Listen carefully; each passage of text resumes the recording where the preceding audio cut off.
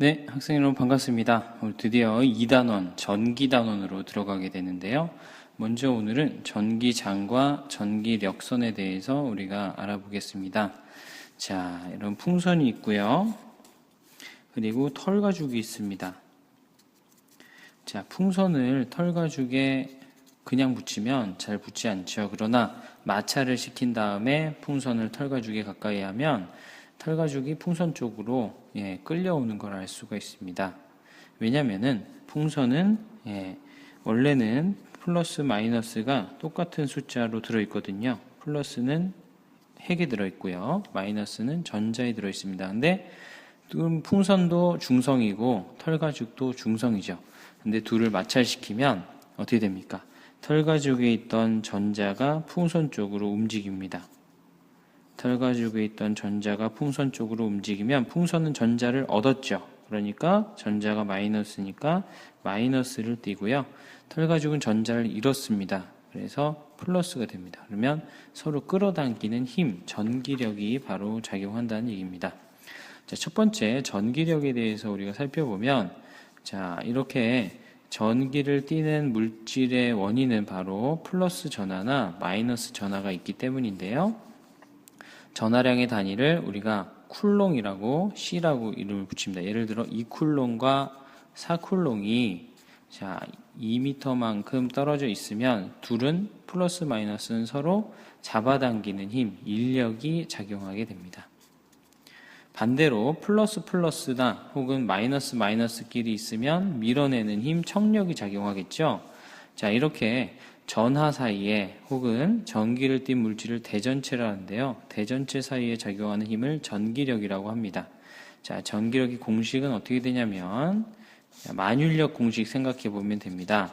자, 전하량을 Q1, Q2라고 할게요. 그리고 둘 사이에 만약에 잡아당기는 힘이 작용할 때 전기력은 R만큼 떨어져 있으면 K 곱하기 R제곱분의 Q1, Q2가 되겠습니다. 만율력하고 좀 비슷해요. 대신에 질량 대신에 전하량이 들어갔고요.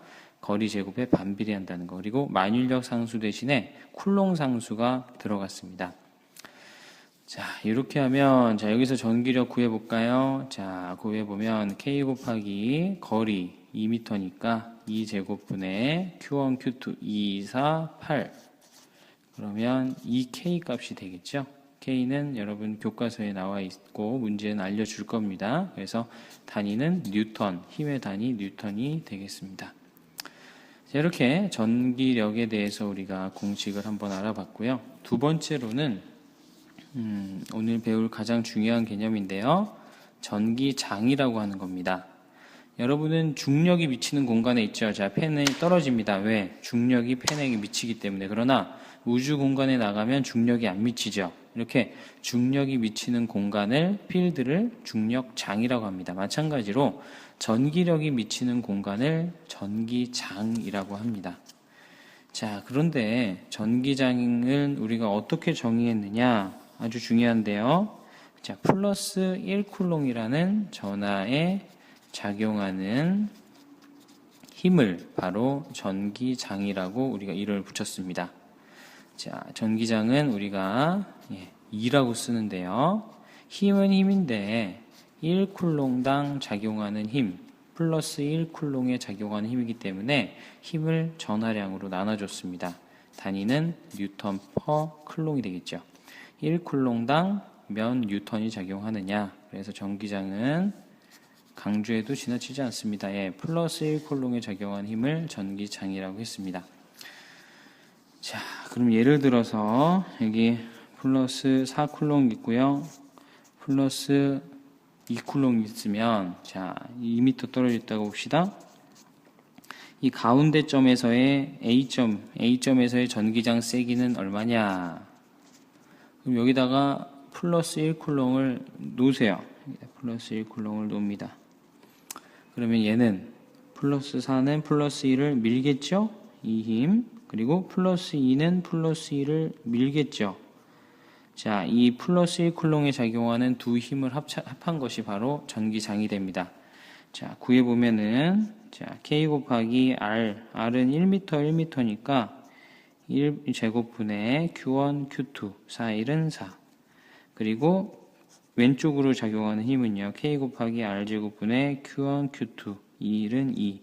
그런데 방향이 반대니까 빼줘야 되겠죠. 그래서 결국 2K만큼의 힘이 작용하는데요. 이 힘을 바로 전기장입니다. 어느 쪽입니까? 오른쪽이 더 컸으니까 오른쪽 방향이 되겠죠.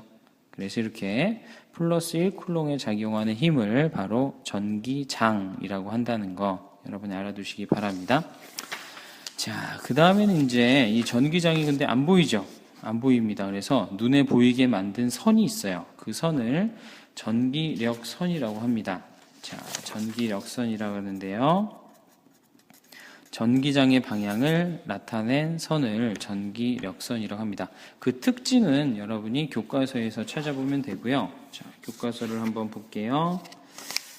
94쪽에 보겠습니다. 94쪽에 보면은 자, 특징은 플러스 전화에서는 나옵니다. 나오는 방향. 마이너스 전화로는 당연히 들어가겠죠. 왜냐하면 플러스 1쿨롱을 여기다 놔두면 당연히 마이너스 쪽으로 끌려가기 때문에 들어가고요. 플러스에서는 나옵니다. 만약에 플러스 마이너스 전화가 붙어 있으면 어떻게 되나요? 여러분 이런 그림 본 적 있나요? 자, 플러스 전화와 마이너스 전화가 있으면 플러스에서는 나오고 마이너스로는 들어가는 이런 방향으로 그려집니다. 자, 그리고 이 점을 A점이라 그러고 이 점을 B점이라 그러면 어디가 더 조밀조밀한가요?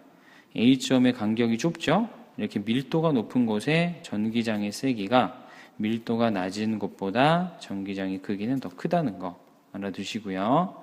자, 그리고 이 방향들, 예를 들면 이 점에서의 접선의 방향이 바로 전기장의 방향이 됩니다. 자, 플러스면 어떻게 되나요? 여기도 나오고 여기도 나오니까 서로 싸우는 모양의 그래프가, 전기력선이 만들어집니다.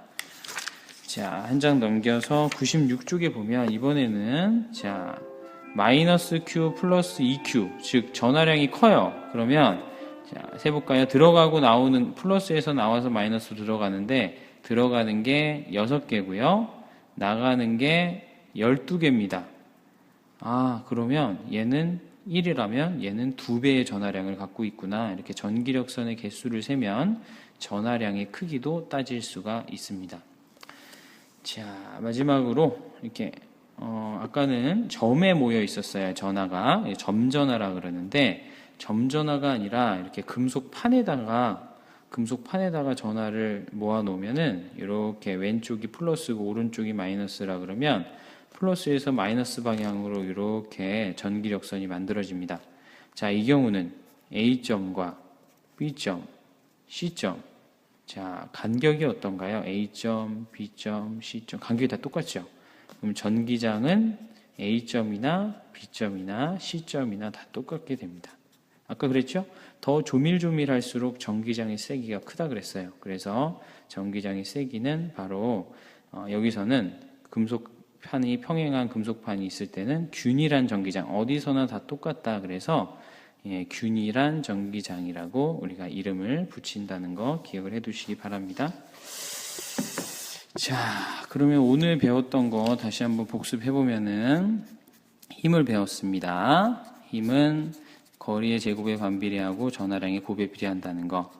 두 번째 전기장 배웠어요. 힘은 힘인데 1쿨롱당 플러스 1쿨롱당 작용하는 힘. 바꿔 말하면 자, 1쿨롱당 2가 작용하니까 Q쿨롱에는 Q가 작용하죠. 이거 Q를 넘긴 거에 불과합니다. 이 식도 많이 쓰입니다. 그래서 플러스 1쿨롱당 작용하는 힘이 전기장이고 그걸 눈에 보이게 그려놓은 선이 바로 전기력선인데 플러스에서 나가고 마이너스로 들어가더라. 이렇게 그죠? 그리고 판이 있었습니다. 금속판이 있는데 금속판에서는 당연히 이렇게 이상적인 경우입니다.